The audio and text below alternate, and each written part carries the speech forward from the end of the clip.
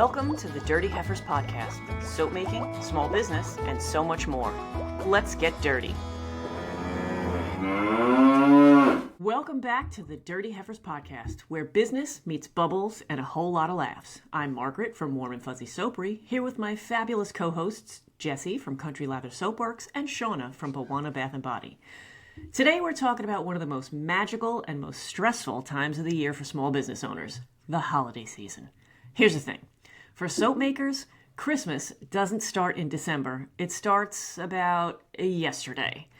With that 4-week cure time, we have to think about holiday stock when everyone else is still working on their tans. And trust me, in my early days, I was never prepared. As a teacher, summertime means reset and relax, not panic and prep.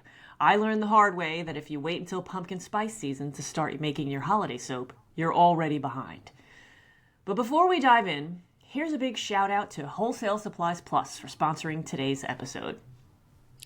Listen here, if you haven't started on your holiday products yet, this is your slightly panicked reminder to get on with it.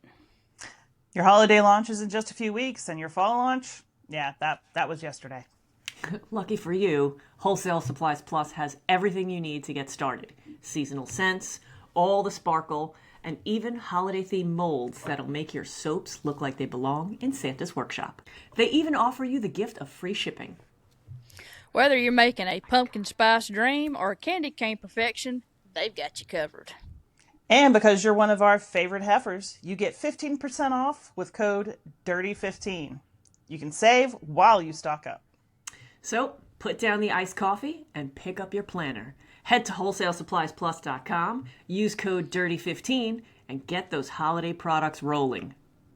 Because your customers are already thinking about Christmas, even if you're still in your flip-flops.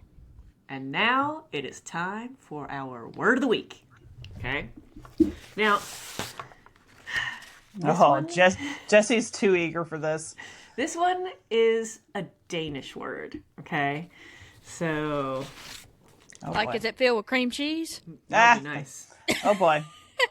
So, okay, it's Hygge. I mean, spelled backwards, it's Eggy. Eggy. But it's not backwards, so. Hygge? Guga? That's probably how I would say it, but it's actually pronounced hygge. There ain't no U in it. Hygge chaka. Hygge chaka. I can't stop this feeling. Sorry. Hygge. It is Hygge. Okay. And that's Danish for I'm high. Oh. No. Danish for you smoked a little bit too much of the devil's lettuce. Use it in a sentence. Okay. The whole sentence isn't going to be in Danish, is it? No. But I'm not that good. I'm eager to find out what I did this time. Shauna swears she experiences peak hygge when she's labeling 500 holiday soaps in fuzzy socks, surrounded by candlelight and an unholy amount of shipping boxes. She's either hot and bothered or ticked off. It sounds like it's your happy place. Yeah, it's hygge. It's the Danish and That's like the old horns. Hygge. Lizard. It's gonna be hygge. Do it, lady. It's the Danish and Norwegian word for the mood of coziness, comfort, and contentment that's often associated with winter and holiday traditions. See, at first I would think it would be stressed out, but then you said like with fuzzy socks and yeah. So I was like, oh, kind of confusing you there, and that is that. Now I know you mentioned something about not having a word, redneck word of the week, but instead explain what's going to happen here. Okay, so we're going to swap it up just a itty bitty bit, and they have got to figure out how to pronounce a town within the state of Mississippi. This is going to be brutal. And just chill. Just chill. This one really ain't that hard. All I right. This one. Y'all ready? Uh-huh.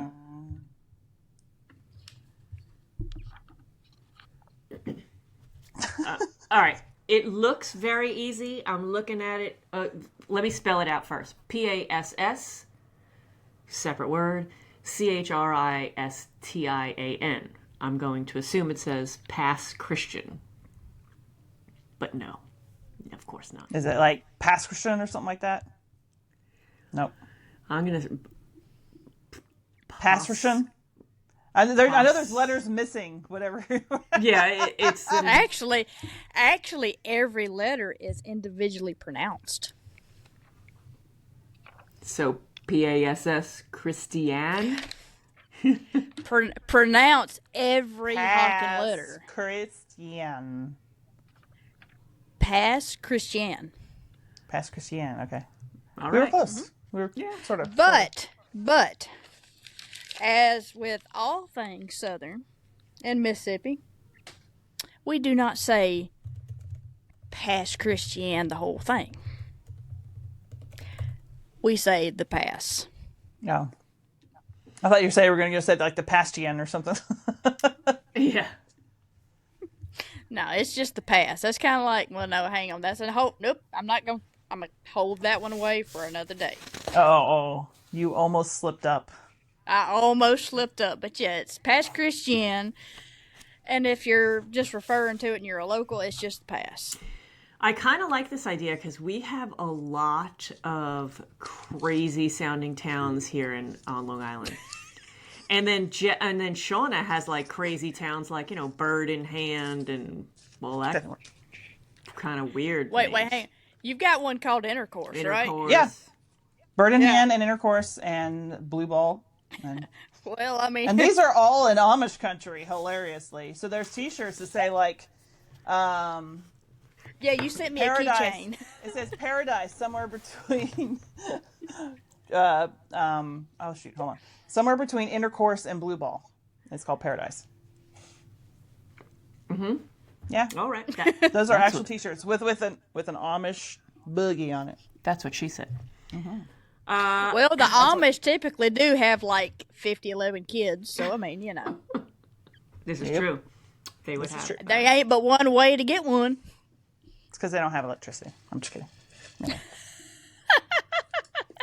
We just had this whole discussion, like anytime there's a massive weather system that knocks out your electricity and there's nothing else to do, 9 months later, we see a nice little population boom. Upon labor. You would see it more than anyone in labor and delivery. Yeah. All right, so let's get back to why does your holiday prep start so early? Well, for one thing, I mean, people are going to start buying in like 1st to middle December. Right? Or even in November. Yeah, I was going to say sometimes end in November. Yeah, I meant to say November. Squirrel. My brain's not braining today. So, I mean, if you got your customer base is going to start buying beginning of November, your products, if you're making cold processed soap, they take 3 to 4 weeks to cure. If longer, minimum. Longer if your recipe is mostly soft oil. Right. Yeah. So, and then the time to prep and time to plan, I mean, it's... And market. You're not planning. And order your supplies and make sure you get those in time. So, when, by now we should be organizing and ordering. Absolutely. Yeah, exactly. Just so that you can have everything ready. You got to work backwards. So if you want everything ready by, say, mid-November, then you have to start making it by mid-September, which means you got to start ordering your supplies in August for the just in case. So now. And that's why we're doing a holiday episode right now. Yeah. And that is Christmas in August. Yep. But also it's not just a... Sorry, go ahead. Do you remember Crazy Eddie with his Christmas in July sales? No. What are you talking about? God, I'm old. Maybe it's just a Long Island thing. Maybe. It was an appliance store, and he'd make these big commercials, and he'd be like, "I'm Crazy Eddie. And it's Christmas in July," and he'd like slash. I think that's a regional thing. It's Crazy Eddie's greatest stereo sale ever. Get anything and everything in stereo equipment. Get it all now during Crazy Eddie's greatest stereo sale ever. Crazy Eddie, his prices are insane. But if you remember Crazy Eddie, Back me up in the comments. Nobody remembers Crazy Eddie. I remember other crazy people. The other thing is, if the holiday season is booming for you and you're going to do a lot of holiday markets and such, you need enough time to make the stock. Like, it's not just giving it time to cure. You need to have enough time to make enough for it as well. Because this is they call it Black Friday because businesses typically went from being in the red to in the black from all the sales for the holidays, and this is the same for small business too. It's just like you're kind of squeaking along all year, and then boom, you hit it, and everybody's buying gifts. So, yeah. Well, you're talking about the markets, and like for me, one of my biggest events of the year is the second Saturday in November. There's a lot of Christmas stuff that's put up and sold and such there because a lot of people will Christmas shop at that festival. So I've got to have Christmas stuff. I always have Christmas stuff ready to go by that day. I only do the one big show a year, and that is in September. So people don't really have Christmas on their mind. I've been trying to tell John to convince him to let's do another one. Like, let's do like a late November kind of show, and we can put together a lot of stuff. And he's just not interested in it. I can't say that I blame him, honestly. Yeah, I know. It's a great way to sell, but at the same time, it's like, oh. It's doing shows is a lot of work. It is. Yeah, it is a lot of work. So, have either of you had any hard-learned lessons? Yeah. Starting too late, and then you just not enough time to sell it. Yep. I have. Like, people are looking for it. If you don't have it, they're going to go elsewhere. Right. Yeah. To kind of like counteract because the first couple of years I just completely missed the holidays. I'm like, we got to make, I looked and I'm like, we got to make some holiday soaps. And he looked at me and he was like, how are we going to make holiday soaps now? By the time it cures, it's after Christmas. Yeah. And I was like, oh, you're right, whatever. So then the next year, same kind of thing happened. And then the third year, I was like, what if, and it happened again, I'm like, what if we pre-sell? If we put out how many we're going to make, and then, as soon as it's done curing, then we sell it out. Like, that's kind of how I counterbalanced it, but now we're much better at timing those holidays. I can say it definitely takes a little while to wrap your head around doing stuff so early. Yeah. Yeah. What were you going to say earlier, Jessie? I don't know. But even then, like, there's a lot of stress when it comes to those holiday soaps because they're not your regular labels. They're not your regular, like Jessie's got boxes now. You don't have any boxes for the holiday stuff down. You have a generic box, but you still have to make a holiday label. You still got to get everything done and packed and ready. And I do not have to make a holiday label. I do not. She's got a lady for that. Well, my label lady does that. Right, but then you have to make a plan, make sure she's on it, make sure you approve her design. She's got to print it out and get it to you in time so that you can then, do that. And like John, he likes to go crazy for the packaging. So we have all these different stamps to do, all like different holiday stamps to do wrapping the soap with, and then also to stamp all over the boxes that we ship everything in. He just goes extra. My nose is running faster than I can lick it off. Oh, we haven't had that one in a long time. We lost you there for a second. Had to get me a paper. You know what Farrell calls these? Oh, no. Tissues? Is it family friendly? Yeah, it is. And I'm talking, he even said this when we was in D.C. at a fine dinner party. This is a snot rag. Oh, okay. Yeah. Yeah, I've heard that one before. Yeah, we've used snot rag. Yeah, but he was talking about we was at a dinner party, and he asked somebody to pass him a snot rag while there's a Wagyu fillet in front of him. I've never tried Wagyu. You can take the boy out of the country. You cannot take the country out of the boy. Yeah. 100%. And I'm just sitting there like, oh, honey. We gotta talk. Bless his heart. What about, how do you guys plan your holiday product line? Is it the same every year? Do you go whimsical, do something different? I mean, I do the peppermint stripe every year, and I take the scraps left over from it, and I make the chunky mint. Mm-hmm. So those are every year. Yeah. Right. And Peppermint's always a good seller. It is a good seller. You can't. That's like being a soap maker and not selling lavender. I mean, somebody's gonna ask for lavender. Mm-hmm. You can't make a Christmas soap Without and not having make peppermint. Yeah. Just don't work. I mean, I typically will make a third, and it tends to be different every year. Yeah, that's what I do. I have I do the cranberry fig every year. I do a peppermint twist every year. And then we do a third that is whatever, if I'm on Wholesale Supplies Plus or something and I see like, oh, this is the fragrance of the month, let me try this. And I come, do something like that, try and make it a little holiday themes. But the third one that I make, like the peppermint one I know sells, the cranberry fig I know sells, I make a huge regular size batch of that. But whatever the third one that I make is, I always make a much smaller batch because it doesn't sell as well. Yeah, it doesn't sell as well. And then after the holidays, then you got to discount it because you can't, that reminds me. I need to make those molds. Sorry, squirrel. That's okay. I have a bad tendency because I love Christmas stuff and I love Christmas fragrances. Mm-hmm. I have a tendency to make too many varieties and they just don't sell as well. So I'm learning to scale back on that. Because I would make 20 different Christmas soaps. Yeah. I wouldn't sell 20. They wouldn't sell, and then you have to discount them, and then because you just can't have it sitting here in July, still sitting on the shelf. Right. How do you decide? I don't know what's going on with fireworks. I don't know how that happened. Is it because of this? No, the thumbs up. I think it's something. Oh yeah. Thumbs up is the bubble. I don't know what you did, but you did something, and like you look down and fireworks are going off behind. That's crazy.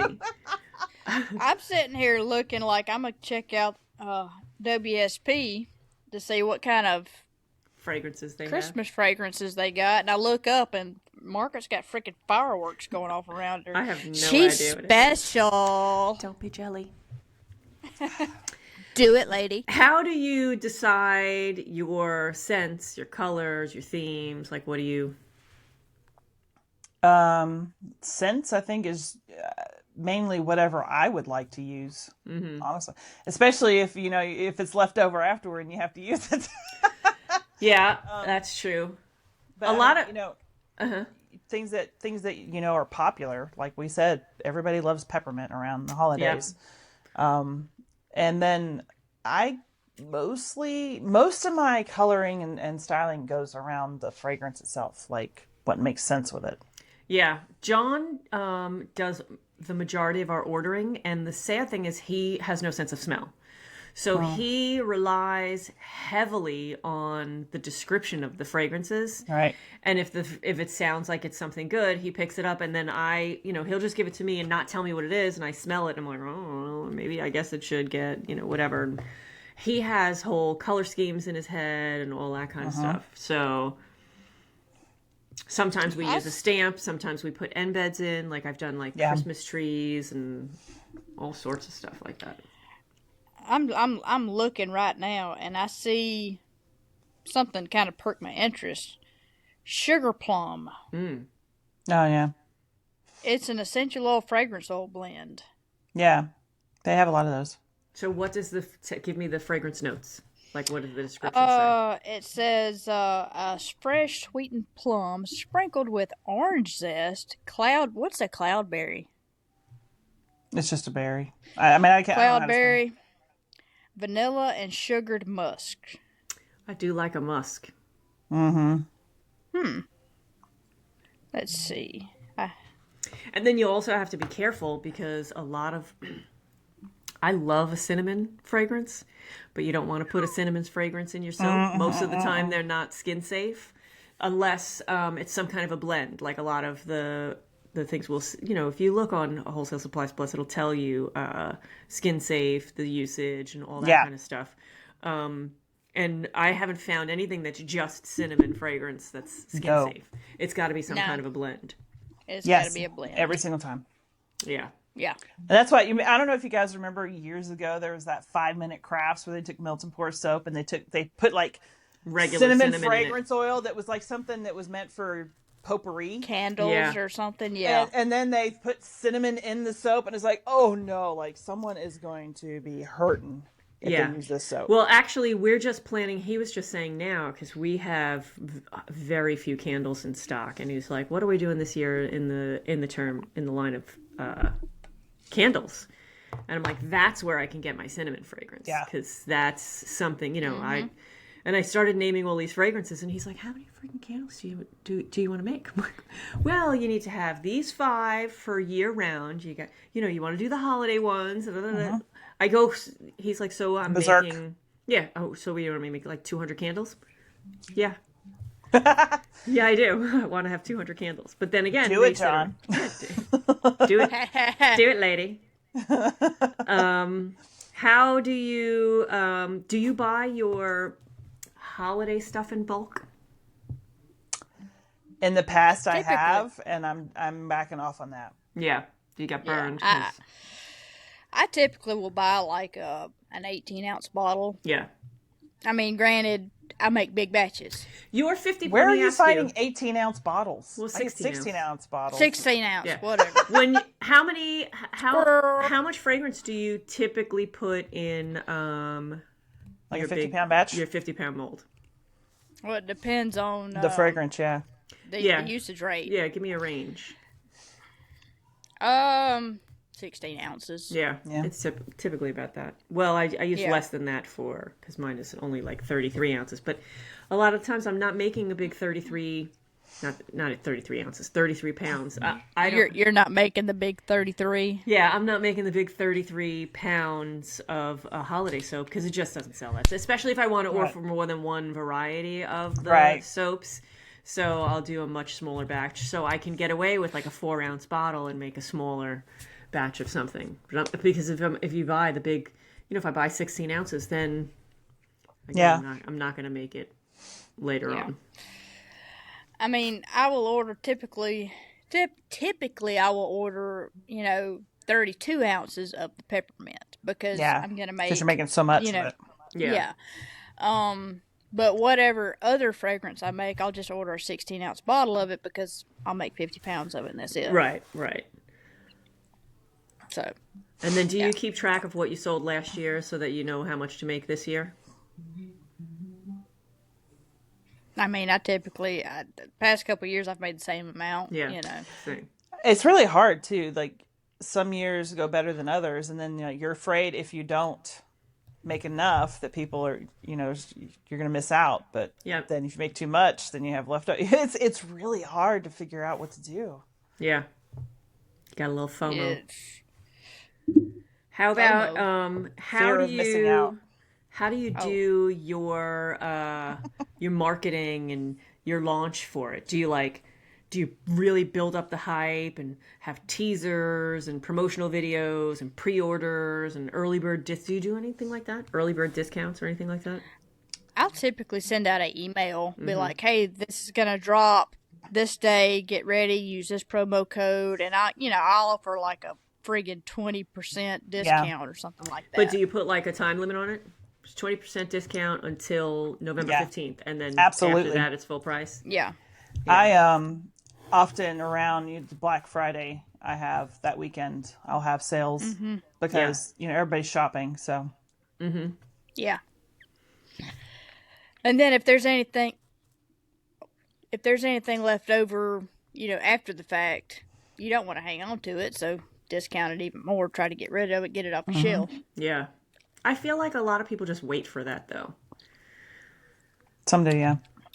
They probably do. Now, let me ask you this. When you send out your Black Friday stuff, is it 20% off on holiday soaps only, or do you do 20% off of everything?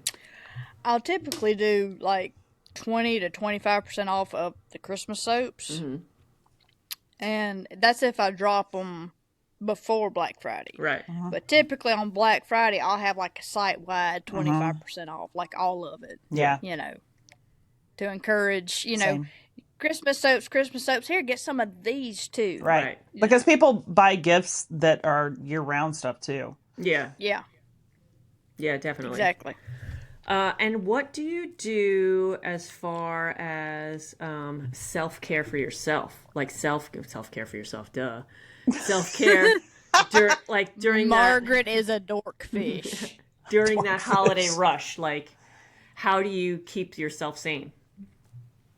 Lots of caffeine. Do you keep yourself sane?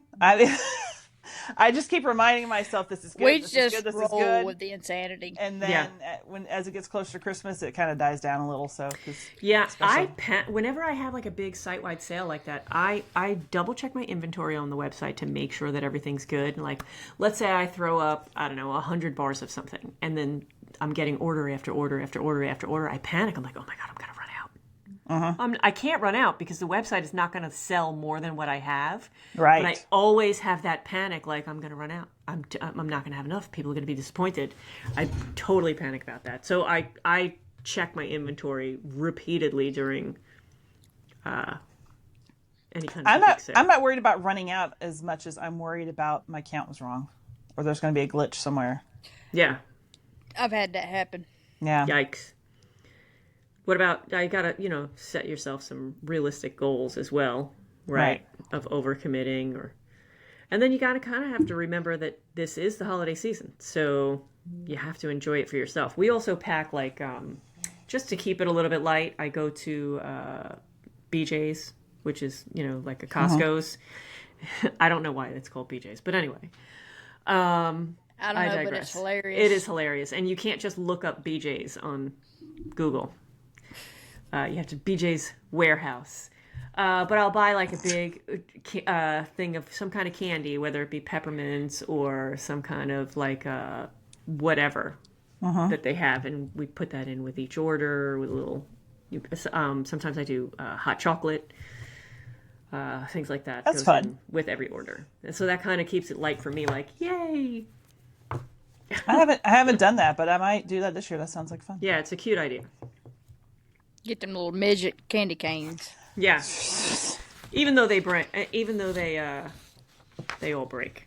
And I bought those last year for my school. I bought like a big container like this of the little mini midget candy canes. Stop little it. Mini candy canes. I got 2 boxes because I have about a little over 500 students, right? So I'm like, all right, 1 container was not enough, so I had to get 2. And I started giving them out like the week before Christmas. Every time I saw a class, I'm like, okay, 1 for you, 1 for you, 1 for you, 1 for you. We'll get to everybody. And by the 3rd class, I had the administration come to me and say, "Are you giving out candy?" I'm like, yeah. Why? And they're like, no. The parents aren't allowed to send candy or treats in anymore. And so if the parents aren't allowed to give out treats, then you can't be giving them out either. So I took them home. And all the kids were like, oh, I thought we were getting candy canes. I'm like, sorry, talk to the principal. She said no. Sorry. So there's that. Such a killjoy. Oh, Gosh everything almighty. is a killjoy now in school. It's You can't do anything anymore. Yeah, you can't do anything anymore. So stupid. I remember when I drove a school bus, I used to get, you remember the big peppermint sticks, like the ones that were that long and that big around? Yeah. I'd get 1 for every youngin' on my bus. Nice. Oh my goodness. They'd be using that as weapons in my school. No. They got them as they got off going home. That's smart. Yes. Yes. Anytime they got a special at the end of the year, I'd give them like a drink and a bag of chips. Now, I would let them have that when they got on the bus. I was a sucker there. Yeah. But to be fair, at the end of the year, I'm hosing my bus out anyhow. Yeah. So. Yeah. Well, to be honest, even though they told me to take all of the candy home, I gave them out and made them eat them in my classroom and throw everything out and tell their, you can have it here. You cannot take it with you. Can I have one for my sister? No, you can't. You have to eat it right here, right now. You cannot bring it home. So I gave them out anyway. Little I rebel don't you. blame you. Yes. Rebel teaching. What are you going to do? Fire me? 1 year left. I have a holiday theme to this or that. If you'd like All to right. do that. Okay. Peppermint swirl or gingerbread soap? Peppermint. Peppermint. Peppermint. I did gingerbreads a couple of years, and the molds were so hard to hated that. And gingerbread ones. And here's another thing to talk about for a second before we get back to the this or that is a lot of the holiday fragrances are sweet fragrances. And those sweet fragrances have the vanillin that brown. turn everything brown. So you want to make these cute, colorful, and festive-looking soaps, and everything turns brown. That's just a little aside. Or the usage rate is really small because of the spices in it, and it also accelerates. Right. Yes. Yeah, I've had that too. The clove and the cinnamon and everything else make it accelerate. How about holiday craft fairs or online holiday sales? Online. Online. Bulk making in August or frantic making in November? August. Here's one for Jessie. Glitter or no glitter?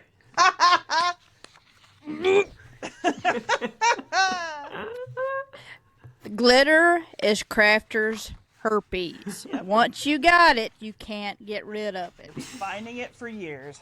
I like to use glitter, but John hates using glitter, so we don't use glitter. But full disclosure, glitter sells. It does.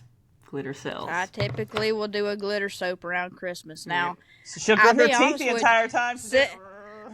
but since I've gotten in my shop, I ain't used it. Oh, we gotta craft your shop there. Yeah. Wrapping with rustic craft paper or shiny foil labels? Rustic craft paper. Okay, Shaggy. Roll. What about you, Jess? Craft paper. Yeah, same. Yeah. Black Friday sales or Small Business Saturday promos? Both. Same. I do a whole weekend. I do a Black Friday, Small Business Saturday weekend extravaganza. Da-da-da. Classic holiday scents or quirky seasonal experiments? Classics. Same. I would love to play with the experiments because I just want to, and I want to be different, but they don't sell. Yep, they don't sell. well. Shipping deadline stress or in-person market chaos? Shipping deadline stress. Okay. Eggnog or hot cocoa while you work? Hot cocoa eggnog is nasty. So is disgusting. Yeah. My mom used to make an eggnog, and it was hysterical. Like, I didn't drink it for years because she spiked it. It was spiked eggnog. And That's the only thing that would make it palatable. and yeah.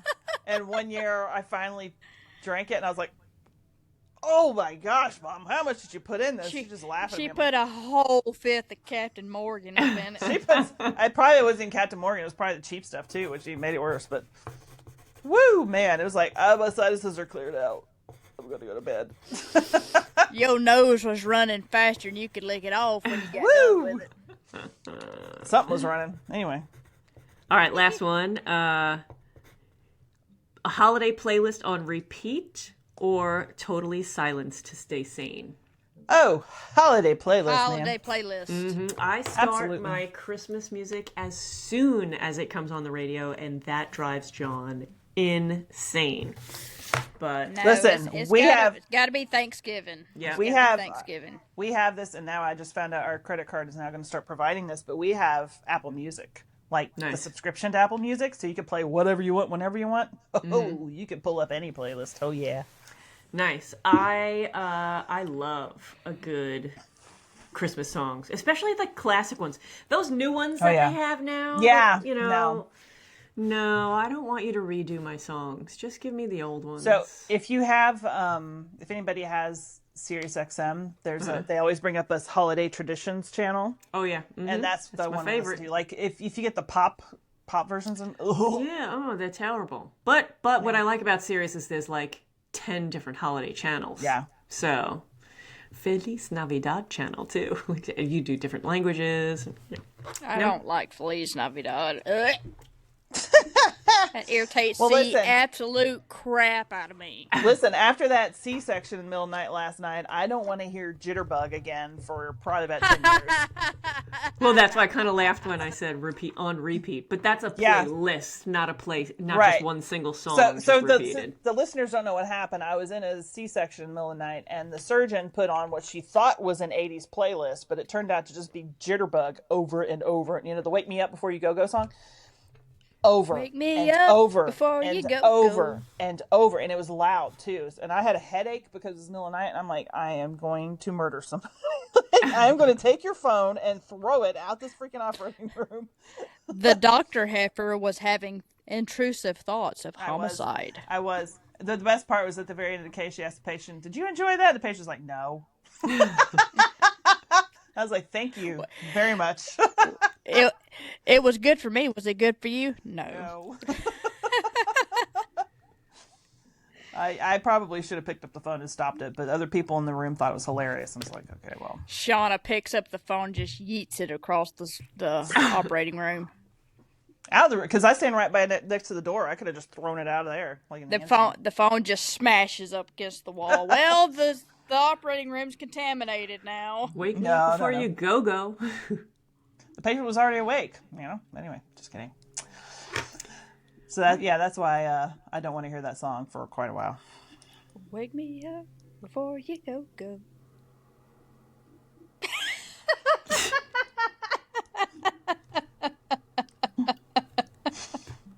It's too far of a drive to murder you right now, but I'm just gonna randomly send our little chat.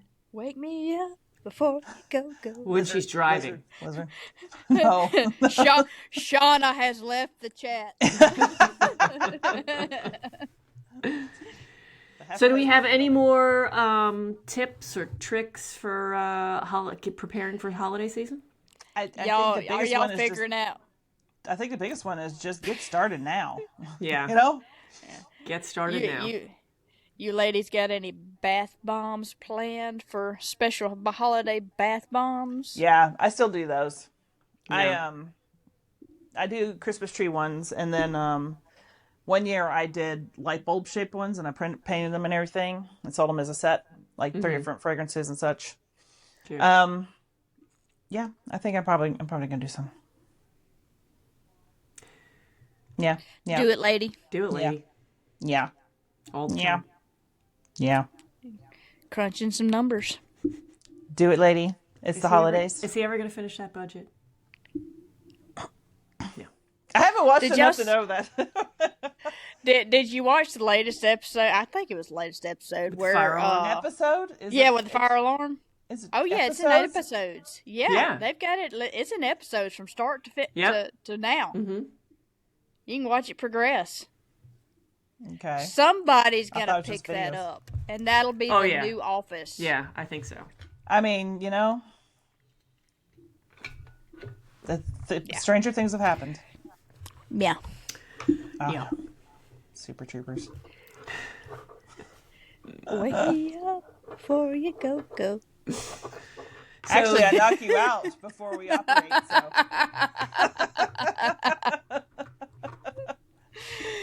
I wake you up before we go out of the operating room. But anyway. Knock me out before you go. Before you cut. There we go. Knock me out before you cut. This is descending down a bad avenue. Yeah, I think. Should I wrap it up? You should. Let's wrap it up before we get worse. All right. And that's a wrap on episode 34. Hopefully, we've inspired you to start your Yuletide prep before it's too late. Whether you're curing soap, stocking shelves, or just figuring out your holiday lineup, remember that starting early means a smoother, saner season. Big thanks again to our sponsor, Wholesale Supplies Plus. We all use them in our own businesses because they've got everything we need, from oils and butters to fragrances and packaging. And right now, you can get 15% off your order just for being a Dirty Heifers listener. It's the perfect way to stock up before the holiday rush. So use that code DIRTY15. Don't forget to like, share, and subscribe so you never miss an episode. And if you've got a holiday prep tip or a disaster story you want to share, drop it in the comments. We might feature it in a future episode. Until next time, keep it clean, keep it crafty, and start that Yuletide hustle now. Stay dirty, heifers.